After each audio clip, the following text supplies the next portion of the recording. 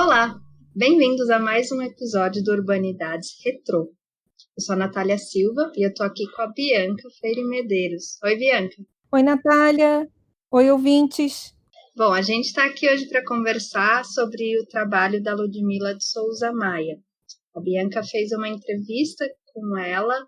Quando que foi mesmo, Bianca? Olha, foi em 2017, nós nos encontramos em Rice University, onde Ludmila estava como pós-doutora. Ela, na verdade, o doutorado dela foi em Cotutela, Unicamp, com Rice, e na época ela então fazia um pós-doc lá. Hoje a Ludmila está em Campinas, e ela é professora da escola americana, mas na época ela tinha defendido há pouco a tese de doutorado.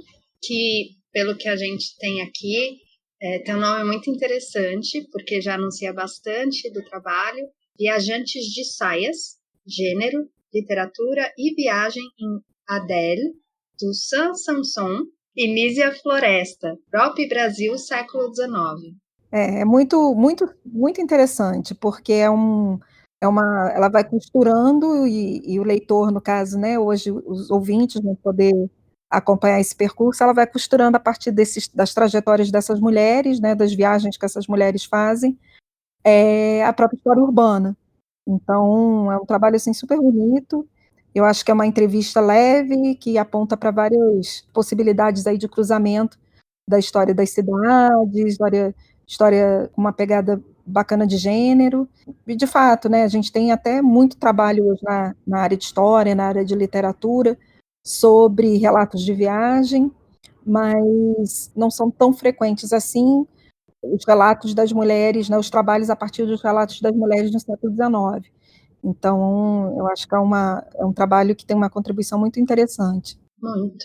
Bom, e o resto a gente deixa para a própria Ludmila contar, mas quanto aos nossos avisos de sempre, para quem gosta de ser informado, de ter sempre atualizações sobre notícias do Brasil urbano, temos uma página no Facebook, Urban Data Brasil, Sim. o banco de dados sobre o Brasil urbano.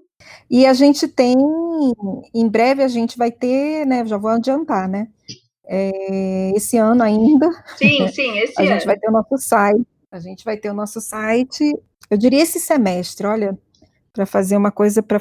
vou profetizar agora. Aí a gente vai falar bastante disso nos próximos episódios, porque a gente vai entrar numa dinâmica de pedir aos nossos ouvintes as colaborações, né, nas produções. Isso é uma conversa para daqui a pouco. Pois é. Bom, vamos ver a Ludmila então.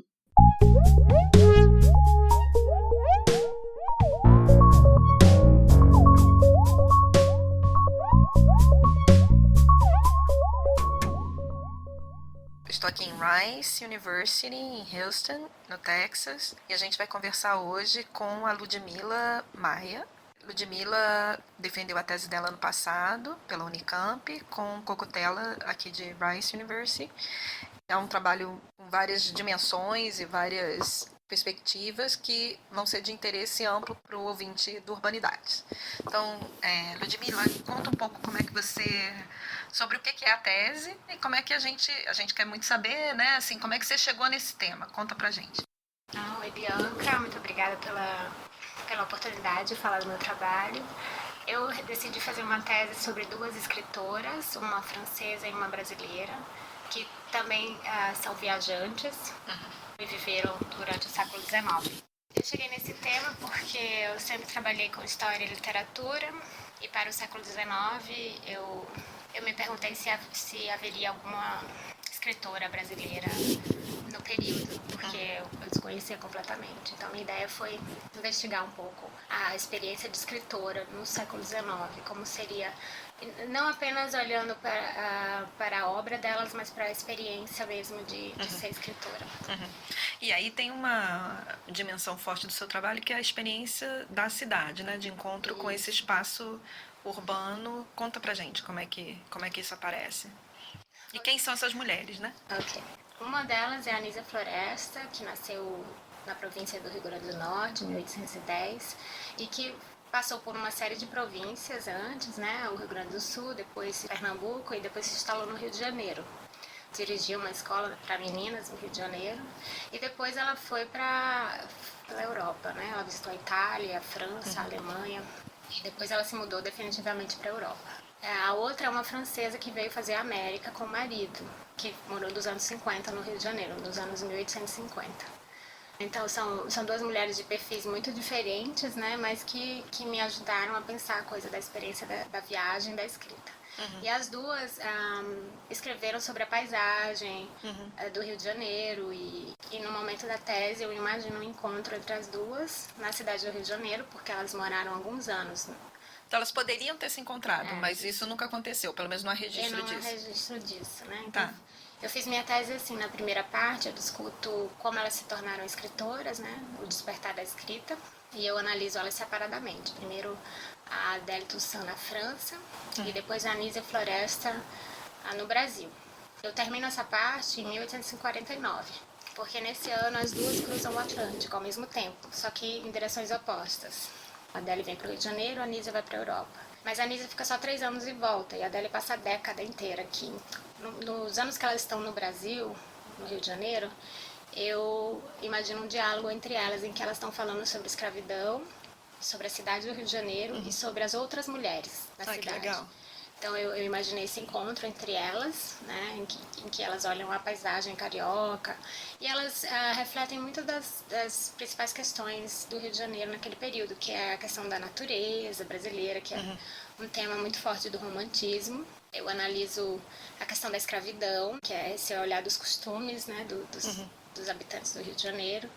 Elas estão sempre entre o grande debate da civilização e da barbárie, né, da civilização e dos incivilizados, e também a questão de comparação. Elas estão sempre comparando, né, esses dois mundos. Então a Europa, o lugar da civilização, e o Rio de Janeiro, o lugar que as mulheres eram mais atrasadas e tudo. Então elas também têm esse olhar sobre as mulheres locais. Mesmo a Anísia sendo brasileira, ela viaja, ela se sente um pouco parte dessa civilização, né, em alguns momentos. A segunda parte eu intitulei A Escrita em Movimento. Começa em 1849 e aborda todas essas viagens delas. E vai até meados da década de 1850. Então, nessas mulheres tem uma reflexão forte sobre o ato mesmo de viajar. Tem. E descrever o outro, descrever a paisagem e comparar com o que ficou para trás, né? E quem era vamos dizer assim, o interlocutor desses escritos? Eram coisas que elas escreveram imaginando um público ou eram numa forma de diário privado? Como é que era isso? Esses escritos dela, na maior parte das vezes, eram publicados. A Anísia, ela escreve uma série de crônicas ficcionais. Uma sobre a questão da escravidão, a outra sobre a questão da cidade do Rio de Janeiro, que chama Passeio ao Aqueduto da Carioca. Enfim, ela tem crônicas que ela publica no jornal. E ela tem um tratado também de educação das meninas, que ela fala muito da escravidão, enfim, esse tratado.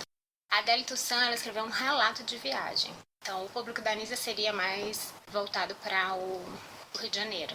E o público da Adèle era parisiense. Mas ela publica muitos anos depois, na França. Como é que foi, de onde você tirou essas duas mulheres, como é que você chegou nesse tema e como é que foi trabalhar com essas fontes? Como eu te disse, eu estava interessada em descobrir se havia ou não alguma escritora, né? E logo no início eu descobri que havia uma série de escritoras no século XIX, brasileiras, e eu me interessei muito pela Anísia Floresta. Ela tinha já muitas pesquisas existem muitas pesquisas sobre a Anísia Floresta, mas a maioria no campo da literatura, que elas têm mais um olhar para a obra e para interpretar a obra, que são muito interessantes, mas que não era exatamente aquilo que eu queria. Eu queria saber informações biográficas, como que ela se tornou escritora. Eram essas as minhas perguntas. Então a Anísia já estava comigo desde o início do doutorado. Né? A Adèle foi uma descoberta no caminho, assim, eu comecei a ler sobre abolicionismo, sobre viajantes, sobre coisas que tinham a ver com a Anísia, e eu achei a Adèle. E as coincidências das datas e as trocas de temas entre as duas me fez pensar nessa ideia. Eu achei que serviu para essa proposta de fazer uma história não nacional. Eu não queria fazer uma história do Brasil, uma história da França. As duas me possibilitaram olhar para a história para além das fronteiras das nações e me permitiram trazer movimento para o meu trabalho. Eu queria uma história de movimento, de deslocamento, de mobilidade. E as duas me proporcionaram isso, então eu decidi fazer um trabalho sobre as duas, o que foi um grande desafio. Como falar de duas pessoas que não se encontraram, sem falar delas separadamente? Era um desafio fazer uma narrativa que englobasse as duas, sendo que nem sempre as duas estão fazendo coisas aproximáveis. E aí eu fiz a minha narrativa levando isso em consideração. Comecei com elas separadas, depois eu as encontrei, depois elas se separam, depois eu imagino um outro encontro, nessa vez na década de 1870, na Comuna de Paris. As duas estão na Comuna de Paris, presas no cerco. E eu imagino um segundo encontro entre elas. Elas teriam se dado bem? Como é que elas teriam, com certeza, muitas divergências, mas as duas compartilharam as contradições do seu tempo. Eu acho que elas teriam muitas coisas em comum. Sobretudo essa questão de tentar, ao mesmo tempo, transportar a domesticidade para a escrita. Então, elas tinham muito essa defesa da mãe, do lugar da mulher, da esposa. Mas elas olhavam para essas funções, esses papéis, como tendo uma importância para toda a sociedade, né? Elas davam uma dimensão pública para essa domesticidade privada. E, ao mesmo tempo, na vida pessoal, que eu consegui descobrir pelas fontes, elas também estavam todo tempo transgredindo essas normas, né? Que elas defendiam. Mas eu acho que sim, elas teriam se dado muito bem. Então, na verdade, também foi uma tese construída na viagem, né? Sim. Porque você também transitou muito. Sim, eu fui nesse atrás tempo, delas. Né? Eu fiz um duplo doutorado aqui em Rice por um ano, em que eu estudei as questões de gênero e história das mulheres. Depois eu consegui um financiamento daqui para ficar 6 meses em Paris, nos arquivos. Lá eu pesquisei os arquivos, vários arquivos da cidade de Paris, arquivos nacionais. E a minha estratégia, eu fiz um trabalho microhistórico. Nem sempre eu achei coisas sobre elas, mas eu tentei preencher as lacunas a partir de trabalhos bibliográficos sobre o mesmo período, sobre o mesmo tema. E assim, o quanto, assim, fazendo uma autorreflexão, né? O quanto a tese também é tributária disso, né? O quanto ela é devedora da Ludmila, que vai sendo também uma mulher que está escrevendo sobre mulheres, que está em trânsito também escrevendo sobre mulheres em trânsito. Eu acho que essa dimensão é sempre importante, né? Eu acho que eu me interessei muito pela Nisa porque eu imaginei como que ela saiu daquela cidadezinha, que até hoje é uma cidadezinha, né? Papari, é hoje o município de Nisa Floresta, tem o nome dela.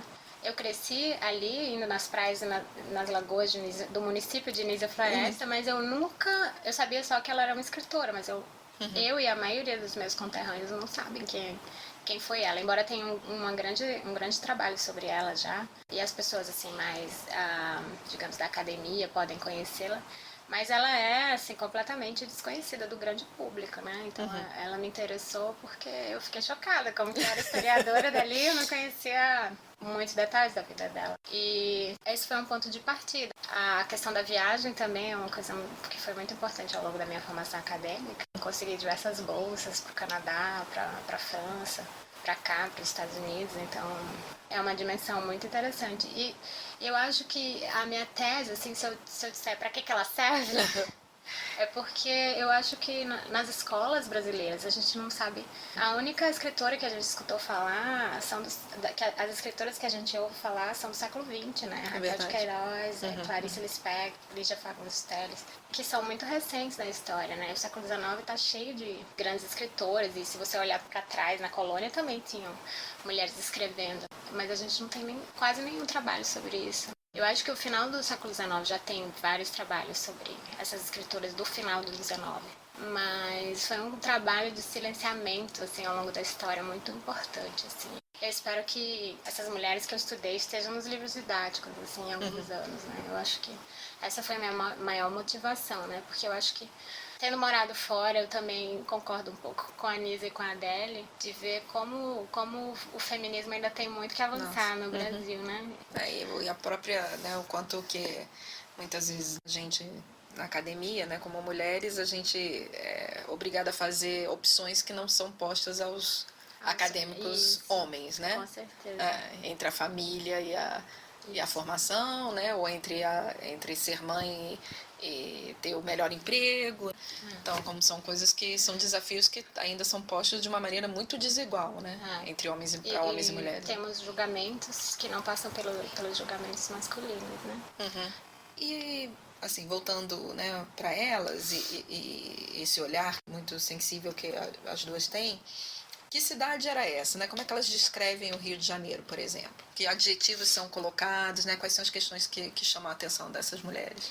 Então, a primeira questão é a da natureza. A natureza brasileira era, naquele momento, tema de viajantes e tema dos poetas e dos escritores brasileiros. Então, elas vão olhar para essa natureza que, de certa forma, se sobrepõe à civilização. A natureza brasileira é superior à civilização brasileira, é superior até à civilização europeia. A natureza é onde tudo acontece. Então, elas descrevem os passeios, né, clássicos do período, que era a subida ao aqueduto, até o Corcovado. Elas descrevem a subida. No caso da Adélie, tem essa dimensão que ela quer trazer do exótico, as cobras. No caso da Anísia, é mais a questão romântica e da apreciação da natureza. Outra questão importante é a cidade com as suas mazelas. Então, a cidade do Rio de Janeiro é lembrada pela sua falta de higiene, no caso da Anísia e da Adélie. A Adélie, porque comparada com Paris, a cidade do Rio de Janeiro era muito suja, e a Anísia como um tom de denúncia. A elite brasileira está sempre nos bailes e não liga da higiene da cidade. Mas o quanto, assim, de fato, né? Porque eu tô... O ouvinte aí vem um pouco de digressão pessoal agora, né? Eu trabalhei na minha tese de doutorado com relatos também de viajantes e, em particular, tinha uma autora, né, uma americana, mas eu já estou no século XX, mas questões também, né, muito, muito parecidas. E a experiência de cidade da Elsie Caldwell, né? Claro, já é século XX, como eu estou dizendo, mas ainda tem uma coisa do espaço, de uma experiência de cidade que passa muito pelo espaço privado. Então, o quanto as suas mulheres, né, elas de fato experimentaram a cidade, porque uma das queixas, por exemplo, da Elsie Caldwell é que toda a vida que ela estava no espaço público, ela estava acompanhada de um homem, ela tinha que necessariamente ter entendeu? Um protetor, um guardião, o que fosse, né?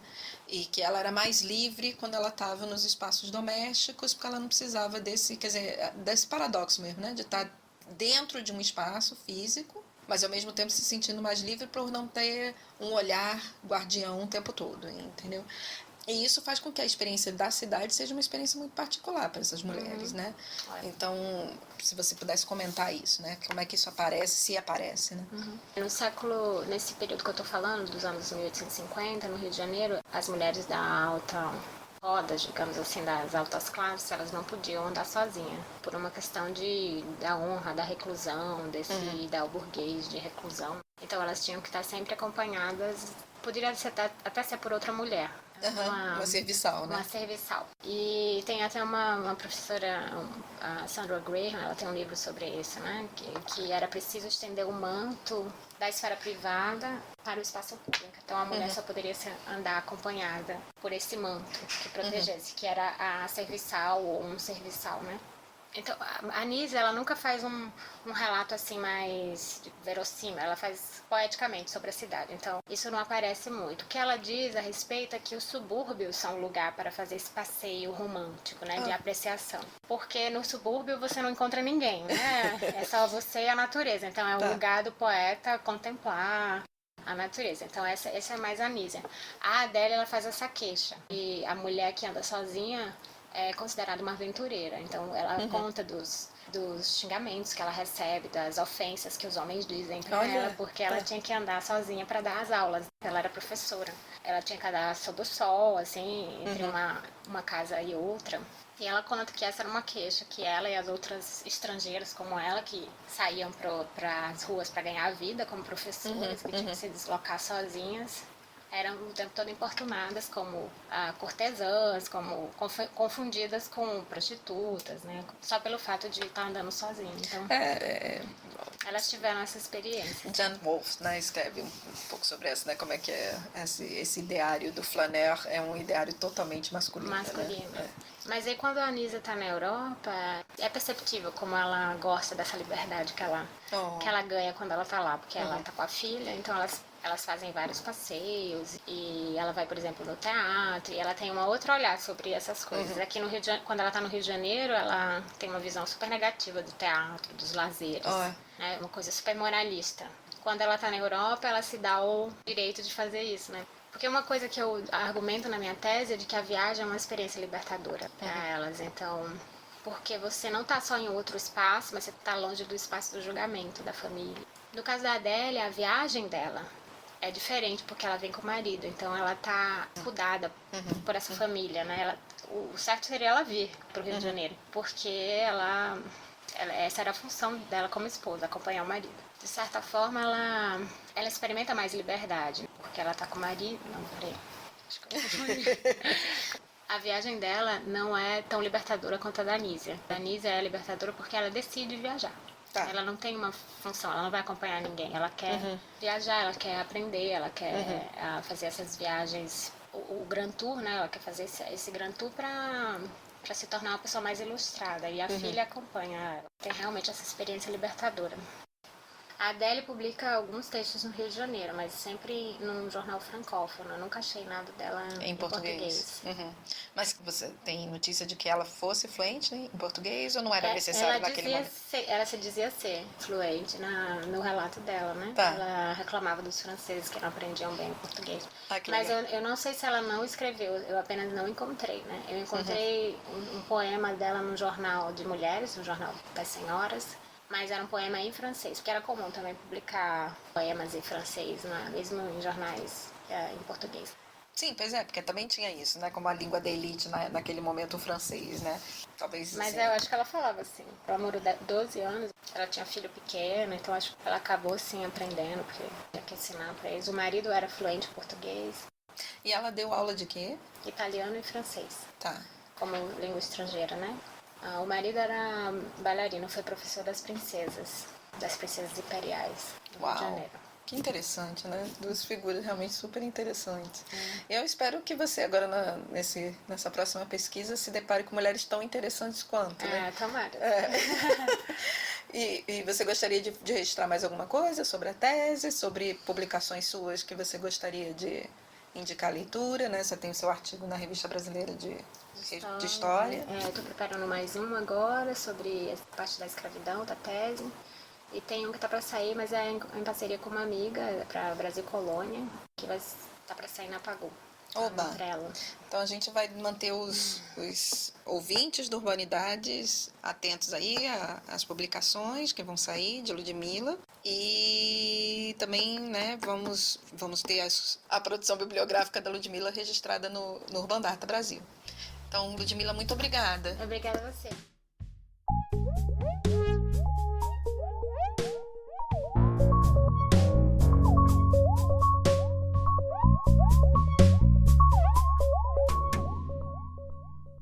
O Urbanidades é produzido pelo Urban Data Brasil, banco de dados bibliográfico sobre o Brasil urbano.